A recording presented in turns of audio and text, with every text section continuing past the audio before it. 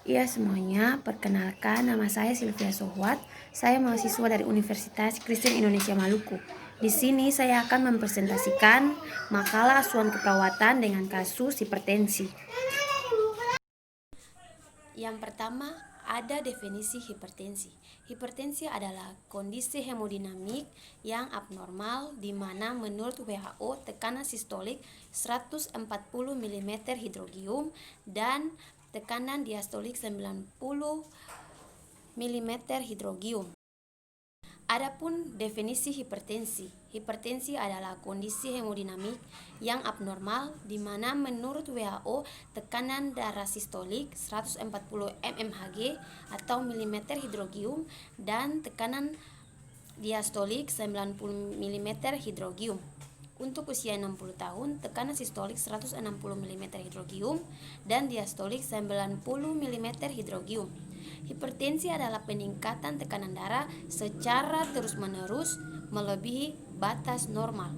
Tekanan darah normal 140/90 mm hidrogium.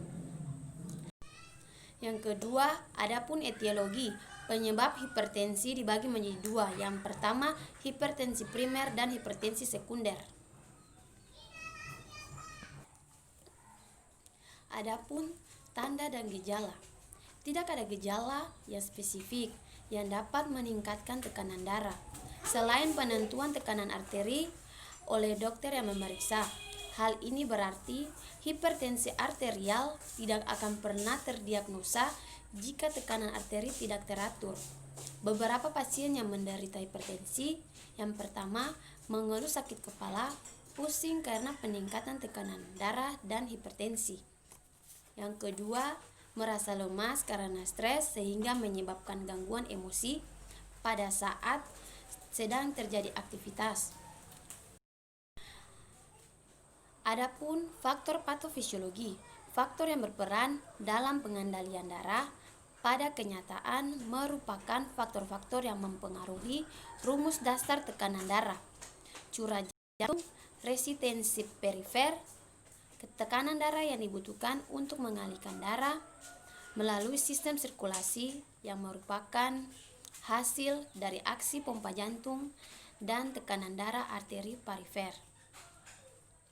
Kedua penentu adanya tekanan darah tersebut, faktor-faktor serial yang sangat kompleks. Berdasarkan rumus tersebut, maka peningkatan curah jantung dan peningkatan tekanan dapat terjadi karena peningkatan curah jantung dan peningkatan resistensi perifer. Adanya pola peningkatan curah jantung yang meningkatkan resistensi secara persisten. Ada beberapa orang yang mencoba untuk penelitian tentang hipertensi.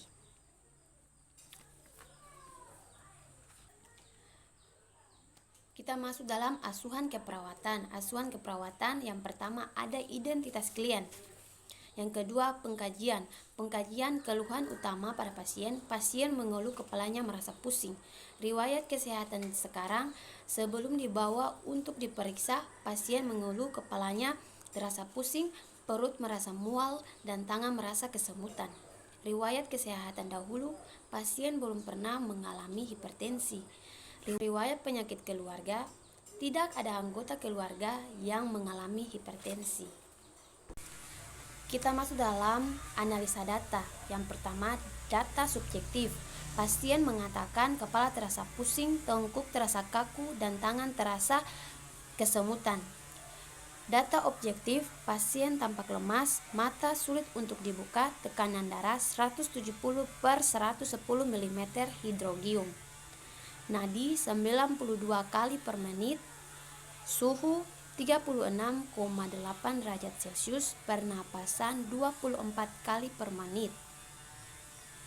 Data subjektif, pasien mengatakan tangan kirinya sulit untuk digerakkan, belum bisa duduk, kaki juga masih kaku untuk digerakkan, belum bisa banyak bergerak.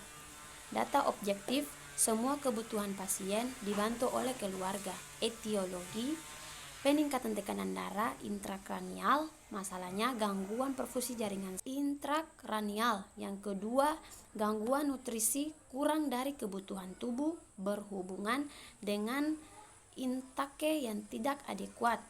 Yang ketiga, intoleransi aktivitas yang berhubungan dengan kelemahan fisik. Adapun intervensi yang pertama, pantau tekanan darah, pertahankan tirai baring selama fase akut. Yang ketiga, ajari teknik relaksasi. Yang keempat, beri tindakan non-farmakologis untuk menghilangkan rasa sakit. Misalnya, anjurkan pasien untuk memindahkan aktivitas yang dapat menyebabkan kepala merasa pusing. Yang kedua, bantu pasien dalam mengambulasi sesuai kebutuhan. Adapun intervensi lain, yang pertama, beri makanan dalam porsi sedikit tapi sering. Yang kedua, motivasi pasien untuk menghabiskan makanannya. Beri higien atau oral sebelum dan sesudah makan. Kaji ulang pola makan kalau kolaborasi dengan ahli gizi. Adapun intervensi yang lain, observasi keadaan umum, kaji tingkat aktivitas, bantu pasien dalam melakukan aktivitas, beri support kepada pasien, anjurkan keluarga untuk membantu pasien dalam memenuhi kebutuhannya. Selanjutnya kita masuk dalam implementasi. Implementasi yang pertama, mengkaji karakteristik nyeri. Hasilnya nyeri kepala akibat tekanan darah 170/110 mm hidrogium. Yang kedua, nyeri kepala seperti tertusuk. Yang ketiga, dengan skala nyeri 3. Yang keempat, nyeri hilang timbul. Mengobservasi TTV, mengajarkan teknik relaksasi. Implementasi yang kedua, mengkaji kemampuan klien dalam melakukan aktivitas. Hasilnya, lemas, tidak dapat melakukan aktivitas sendiri. Implementasi yang ketiga, mengkaji kemampuan klien. Hasilnya, klien tidak mengetahui mengenai penyakit yang diderita. Yang kedua, membantu dalam mengidentifikasi faktor penyakit, risiko, gejala yang mungkin muncul. Yang ketiga, memberi pengetahuan tentang pentingnya kerjasama dalam proses pengobatan. Hasilnya, klien mematuhi apa yang diinstruksikan. Kita masuk dalam evaluasi subjektif. Yang pertama, nyeri atau sakit kepala. Yang kedua, pusing. Objektif, tekanan darah 170/110 mm hidrogium. Asesmen nyeri belum teratasi, lanjutkan intervensi. Evaluasi yang kedua subjektif, yang pertama lemas, yang kedua kelemahan otot. Objektif, tidak dapat melakukan aktivitas sendiri. Asesmen intoleransi aktivitas belum teratasi. Evaluasi yang ketiga subjektif, sudah mengetahui tentang penyakitnya.